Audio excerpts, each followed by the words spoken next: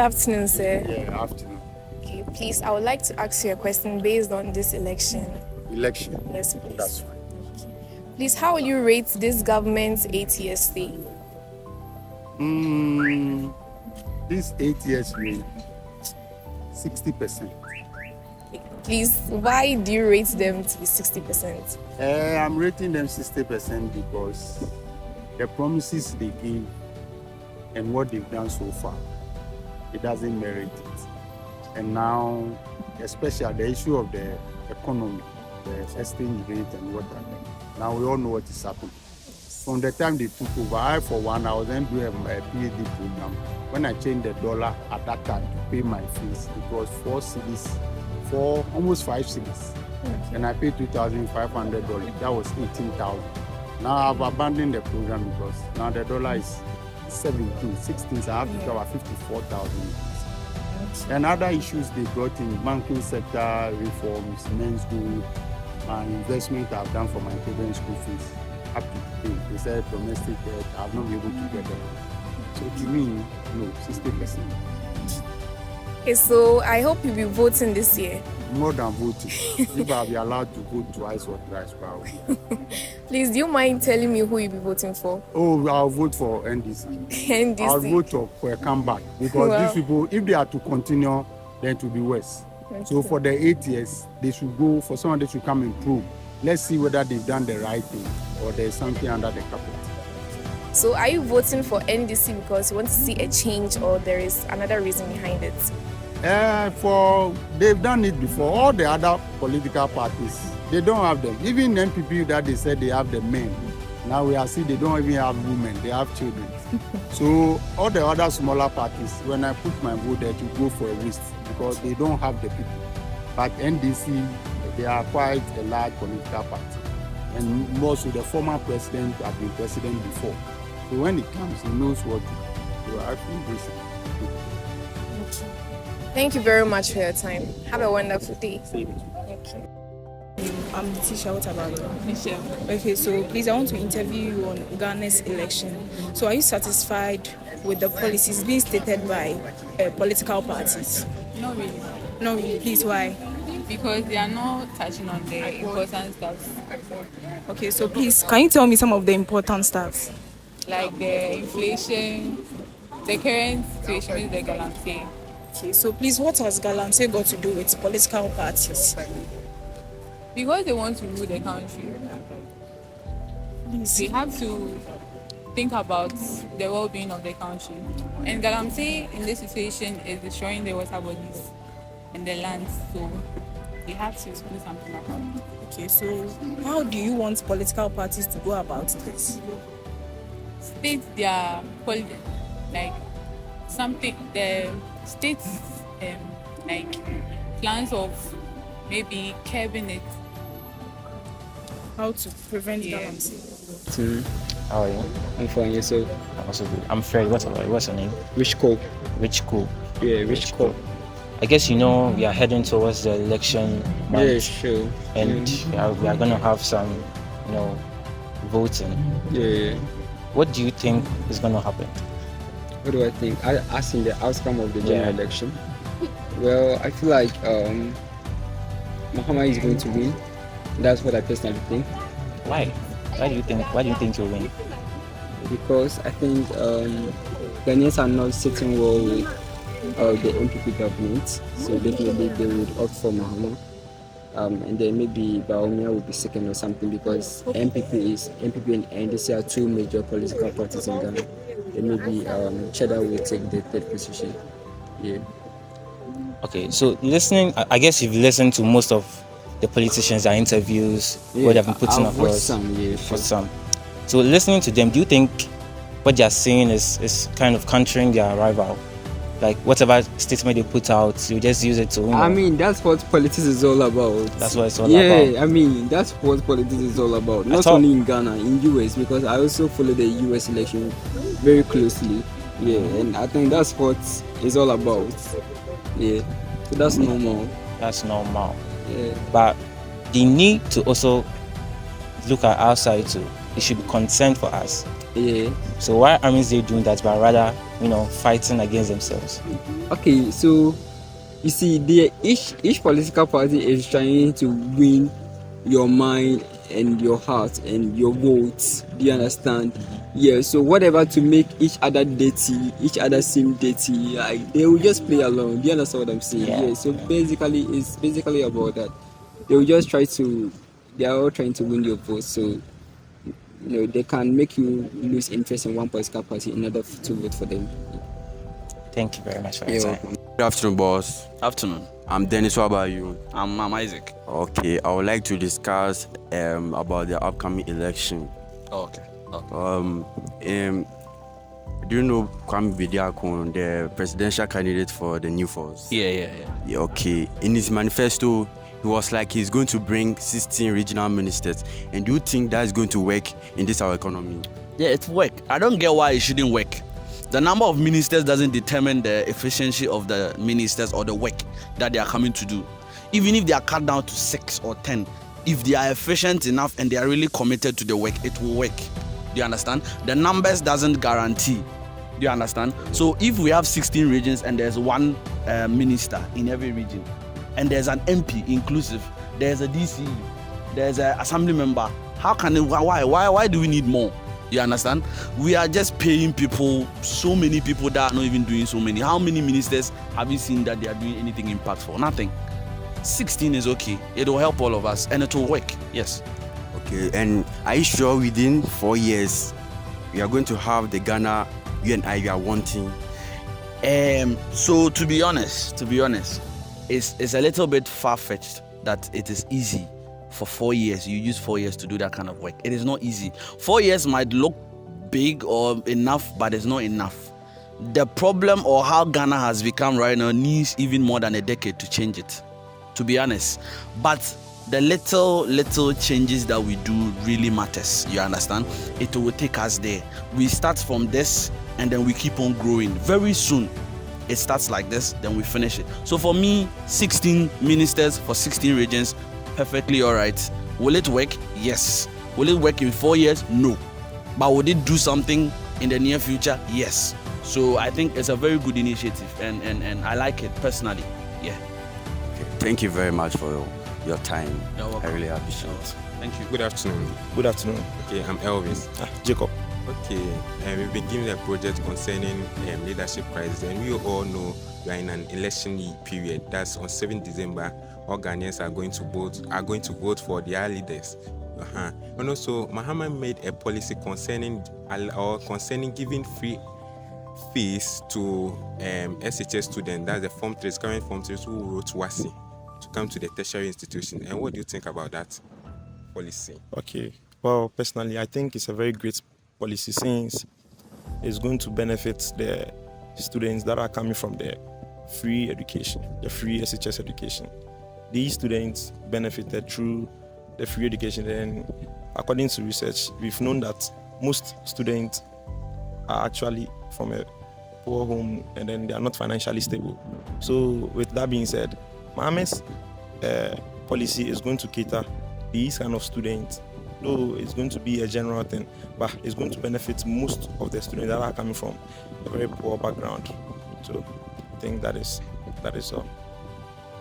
Okay, actually, how is it going to achieve going to achieve those policies he made? How is it going to achieve? Well, they have a team, and then before they actually bring a policy, I think their team goes through, they check the weaknesses and then the strength of the policy. So it is up to them to know whether the policy is going to be achievable or not. And then I believe that the NDC or John Dramani Mahama has a very great team. And then they will be able to analyze the policy very well to know whether it's actually going to benefit Ghanaians. Thank you. Hi everyone, welcome to today's video. And on today's video, we are going to be discussing about the upcoming election in Ghana. What we are going to expect, the outcome, how people are seeing this policies given by the political parties. And on to introduction, I have here with me Elvis Dennis, and I'm Frederick Tete. Now to our first question. Okay, so to begin the discussion with, let's talk about this government's 8-year stay, how will you rate it and why? Okay, for me, I'm going to rate the government 50% because they've done a lot. According to their manifestos, we know that they've done a lot. And one of their policies they brought on board is the PSHS, which has benefited all Ghanaians in the educational sector.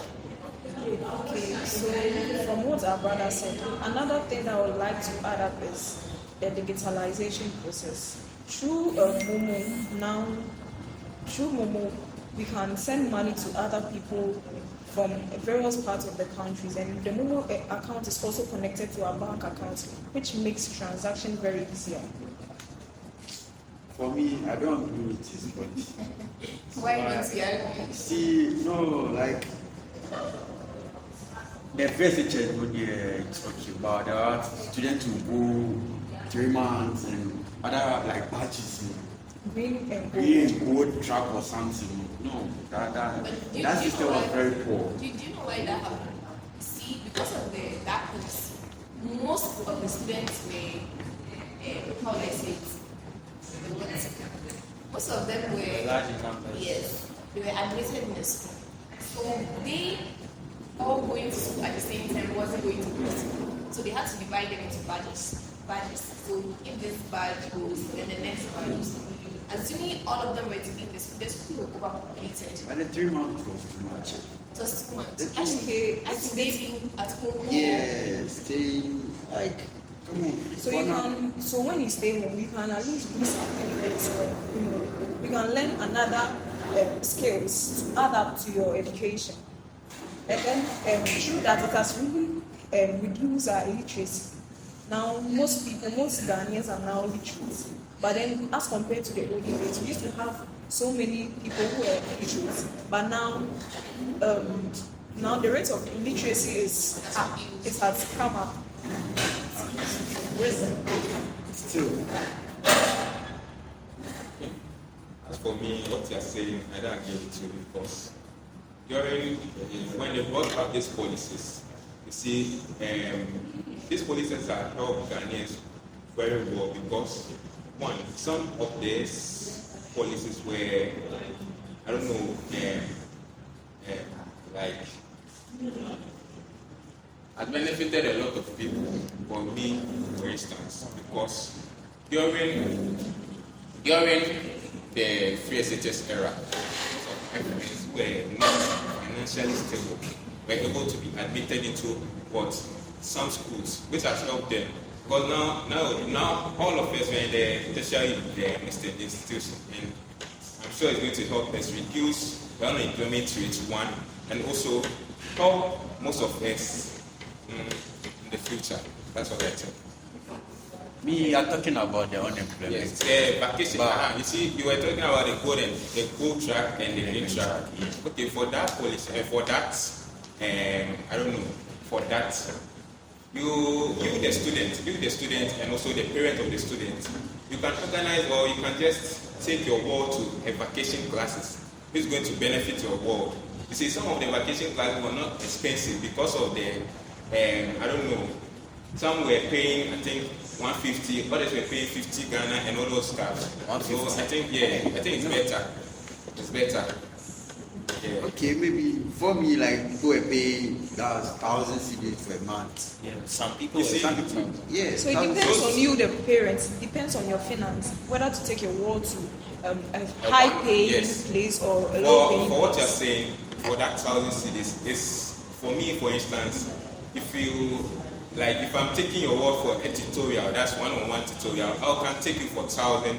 But if I'm taking you for a personal tutorial where most people will come, that one 150. I think 150 is beneficial. That should be based on the income of the parents. Yes. I don't think we should discuss that.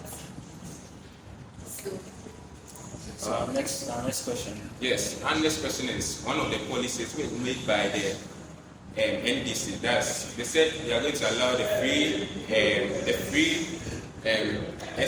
free tertiary institution. They are going to allow the upcoming candidates who wrote WASI. They are going to allow them to come into the university for first year free.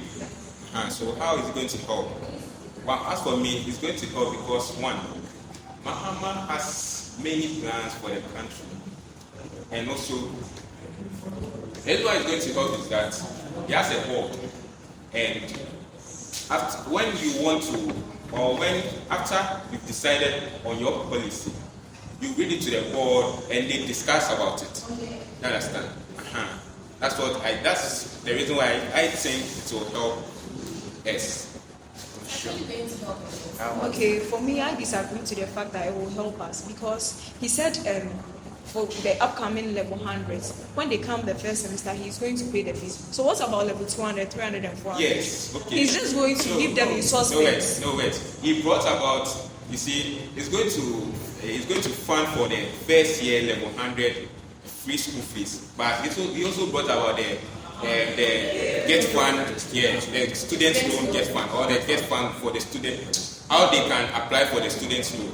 It's also going to help them to pay for the upcoming levels if they get it. So comparing Ghana's loan rate and then other countries' loan rates, Ghana has a high loan rate because when you take a loan from Ghana, the rate is very, very high. The interest at which you pay is very, very high.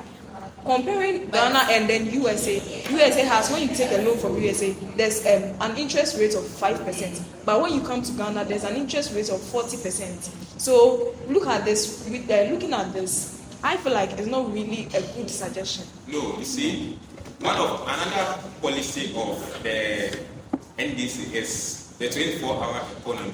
You see, as a student, okay, we have 3 sessions in this university. That's we have the weekend, the regular, and the evening section. Sure. Okay, for me like this, for instance, if I was an evening student, I would work at the same time, focus on my education. Since I know I can't fund or I can't help, since I know I can't fund for the school fees, you understand? So that I will do something to support, in order to support my parents. You understand? Yeah, that's why I think that policy is going to help. The students loan. What's the rate or what's the rate percentage they are giving to students? Yeah. You see, as for the students loan, because we are all students, they are not going to shoot up the interest of the loan. Since favorable for everyone. I disagree. Sure. You see, loan rates are not like, they're not on a stay. They're not just there. Yes, they it's always varies. As time goes on. So maybe if a person takes for level 200, takes a loan, that loan rate will increase when he's going for another loan, which will be accumulated to the next one. So I don't think that policy will actually help because the more the person is going for a loan, the more his cost is also increasing, and the money that he's going to pay is going to increase. So I don't think you should go for the loan. Just find for some work. But here like the case, we all are talking about unemployment or there are no jobs. There are jobs. How sure? You don't see people on the streets walking with brown envelopes in their tie, white long sleeves, trousers, shoes, they polished it. They're just in the sun. As for me, I think there are jobs in the country. There are jobs. Because most Ghanaians, especially the youth, they just sit down idle and they think there are no jobs in the country. For instance, how can you sit at home and tell me that there are no jobs since you can also create a job for yourself and also employ people in the country? You understand? Yeah, that's what I think. But you know, it's not every time that people get jobs. People are looking for jobs, but sometimes the company will tell them there are no more places. Meanwhile, there are places, but they have like other people they know that they want to, put in there. Or what if you have the sum of money they want you to pay, they will employ you. Yeah. But that wasn't very good because like you can start up something yourself. Yes. What money would you use to start up? What's the capital? You can't tell me that like you don't have any money. No, you can't tell me that. You're an SS graduate. What money do you have? No. After a while, surely. How much will they pay you? An SS graduate won't get like 400. An SS graduate won't get the amount a minimum worker will get, which is 400 and something. Even national service personnel are even getting 700, which is not even enough for them. Yeah, wait. You say they are even taking 700. That's 700. We can apportion some of the money or you can save some of the money, so that in case most of the youth right now, they think there are no jobs. Why? They want white collar jobs. Sure. They want white collar jobs. And also, as an individual, you can also think about a job, or you can also create a job so that it will benefit all Ghanaians. You see, if you think about a job, like if you create your own job, you can also employ another youth. You see, it will reduce the unemployment rate in the country. What you are saying, assuming if I'm a national service personnel and I stay as Amasaman, and then by God's grace I've gotten the opportunity to do my national service at PwC, and where PwC is a cantonment, and I'm being paid 700 cedis every month for my national service. How do you expect me to minimize and calculate my fare in and out? Even the 700 is not even guaranteed. It's not even guaranteed. With that, you have to find a place which is closer to your. The government decides. The government has given you that place. Even with the fine place, you know, people, landlords don't take 1 year rent. Now they are taking 2 years and 1.5. Even 1.5, you won't get. So if you are saying we should use some of the 700, you see, I had a month someone pays 450, and in 2 years is more than your national service pay, which is more than like 2K. So where will you get that money to pay? You stay with your parents. If you stay with your parents, it's a cost. It's like a long distance. Yes, it's a cost. You have to come in day out, your fare in and out, and even the food you even eat. Now, in Ghana here, if you purchase a food, it's 30 cedis and above. That's when you are going to get a good food to eat. No, wait. Since you know that you are giving what? You have been given 700 or you've been paid 700, fine. You can also think about a strategy. You can also have a strategy. Oh, okay, for me, I'll not be purchasing food outside. I'll be preparing food for myself. And you see, that one can also reduce cost. You understand? Even if it will reduce cost, what about the fare? Can you do something about the fare? So guys, are you guys trying to see the policy is good or it's not good? Which is As for me, I think the policy they brought on board is very good. It's going to help. The policy is good. So, like, I think the policy is bad. I think it can be implemented. So let's take that's it. It can be Because implemented. you see, the reason why most people are not giving or are not, I don't know, they don't have. I think they are not able to enter into the tertiary institution. It's because of the fund or it's because of what? Financial reasons. That's why they can't come into the tertiary institution. Because, for instance, if this policy are being implemented in the country, one, it will allow us to allow our unemployment rate to reduce. In the case that, right now, if we all finish or if we all complete our 4 years or 6 years, I'm talking about the medical school, if we all complete our 4 years or 6 years degree program, it will benefit us for getting what? Jobs. Also for creating jobs for ourselves. Going to school doesn't guarantee you you will be successful. Yeah. You can understand? Successful. There are jobs in Ghana. Okay, so it is. Because this topic is actually very broad, and we can't spend most of our time discussing this. Yeah. Let's move to a different question. The next question. Next time. So the next question is, all of us, our new force. Yeah. The man that said he would bring C2. Yeah. Masino. He said by his manifesto, it was like he's going to bring 16 regional ministers. You guys think that's going to work for us?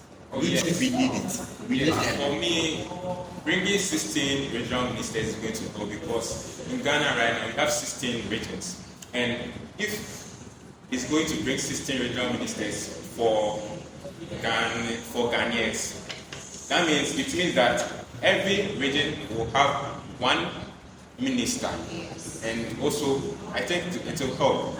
It will help. So if one region is having one minister, so if you are not doing your work well, we are going to notice that you are not doing your work well. Looking at this, the ministers are many, so even if they are not doing their work, we can't even notice the fact that they are not doing their work. But then if it's one minister, whatever he or she is doing, we will notice that this person is doing this person, because he will move to every part of the region to do something. Yeah. Okay, so you guys think that without policy, like Ghana, that policy can move on? Yes, even with that, I think the amount of money or salary Yes. most of the ministers we receiving will reduce since we having 16 ministers, right? So It can be used for the development of that region. yes. So I think that's a very good policy. So, and to me, The only problem will be the implementation. Because let's say he does it. What about the people under those ministers? What if they are not also good enough for them? What if they are also corrupt? You see, it's not. People have this saying that human beings are sometimes corrupt. It starts with the little things and then it gets to the bigger things. In my case, I would say this policy is 50-50. It will work and it won't work. In every policy, part of it will work and then part of it will work. Alright, let's look at the brighter side. What do you think? Yes. Even though there's light at the end of the tunnel. Yes. This one, I can't see any tunnel. But well, it could work. It could work. Good. It could work. Determination. Sure. Determination is key. So we are all we'll here just- and like, is it Nanado or someone said one district, one down? Mhm. In my district, didn't get that. How about that one? So you see, he couldn't implement that policy. Yes. I remember they came out to say that policy wasn't really guaranteed. They couldn't really do it. It wasn't up to their. But some of their policies were implemented, like the PSHS and all that stuff were implemented. So you see, when you lay down policies, you can't achieve all those policies. You see, So if you lay down the policy, don't just lay down all of them. All of them. Just do the ones that you think you can do within the state. You see, Because you can't keep our hopes high. Then when you come, those that you don't lay down, that's what They the need. people need, or that's what the people need to hear. no. Now then that would be your mistake.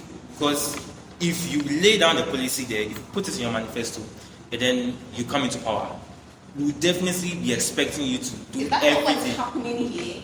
Most of the presidents end up saying, when they come into power this, when they come into power that. Yes. But they don't end up doing it because that's what people or that's what we Ghanaians want to hear. Exactly. So is it our mistakes or is the president or So partly, part of the mistake can go to us and part can go to the politicians. Because sometimes the politicians, all they have in their mind is they want to be in power. And we will just be there supporting them, giving them funds, voting for them, and then when they come, we start blaming them. So, can the minister take or send message to the president directly? I think so, yes. Because it's the president that appointed you. So you need to, send the feedback to your boss. I think the policy will be because in every district or region, if you have one each, we the members in the community or the district, we can tell our problem to the minister so that the minister will tell the president. And that will be another problem because you can't just go straight to the ministers. We have DCEs, assemblymen, members of parliament too, they are also there. So in order to get there, it's going to be a long process. They won't just get the information you are getting. See, They will pass through a long sometimes some of the media houses they come around to some communities and they just interview one or two people, and also they want to just know some problems or some challenges they are facing in those communities. After that, they move on or they send it to the top to discuss about those policies and they'll chip in and then come and help the community and come and solve those problems. You understand? That's what I think. That's fine. So we just leave that one aside. We'll move on to our next question. So our next question is about what the politicians see on TV. You see, on TV, when they come to the telecommunication industry, when they're being interviewed, they kind of say things that you will see that they are trying to counter their rival. For example, Mahama will say, Baumia did this, and so he can't do this. Then Baumia to also go and stand somewhere and also say a different thing to counter their own.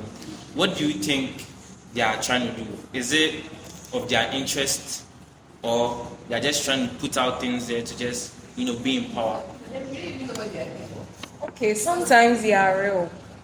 Sometimes they just figure out what the other people on par did. So we will take example to be Malik Basintali. For him, he has really dived into what NPP people has really done. And most of the things that he said is really true. It could be that he's doing it in favor of his party, and it could be that he's doing it to, expose the NPP government for the things that they did. Yeah, that's why. Now, this our era. The parties it's either NDC or it's NPP. They are competitors. So definitely they'll be fighting among themselves. So it's something normal or something ministers usually do. But should they be normal? Don't you think they should consider us? Because anything they do, it will affect us and we also blame them. But do you know, we Ghanaians, we also do the same. We divided ourselves into NDC and NPP. So the fault is our fault, and then it's also their fault because we are all fighting against each other. Yeah. But the youth, I think the youth are doing well this time. It's not supposed to be so. Exactly. That's my point. Because whenever you see them fighting, it's just for them, their own interest. See, we are in an election year, and during elections, such things happen. Because one party wants to say a bad thing about another party, so that he'll get a hand. That's it. Okay, so we'll move on to our next question, which is, are we satisfied with the policies stated by the political parties? The current one. All the political parties. As for me, I'm satisfied with the one policy from the NDC Act. That's the free SHS, free tertiary institution. So you are saying with the free tertiary institution. So what about the free SHS policy? Are they going to cancel it out? No. That's what most Ghanaians think. You see, during Mohammed's era, it was all brought about the free SHS, but it started with day schools. And was it free? Wait, calm down. No, wait. It started with day schools first. Wait, calm down. He wasn't the one that brought the free SHS. I remember one of his rally. He mentioned MPP cannot run the free SHS under the remsicle of this economy. So he was against the free SHS. During Mohammed's era, he brought about, they were doing so and all those stuff. Ghanaians were complaining about those doing so and all those stuff. And he bought the items or the equipment, you see, for those so whatever. When he bought those things, I think due to the short period he had, he couldn't accomplish his policy, that policy. You understand? That's what happened. So how sure are you that he's the one who bought it? Oh, he was the one who bought it. How about that? He was the one who bought it. But NPP was the one who stopped the doing so. You understand? Yeah. It's true. But they haven't really stopped it. It's there. It's still working. It's still working. It's there, but it's far better than Muhammad's time. You know why it's there? Because they said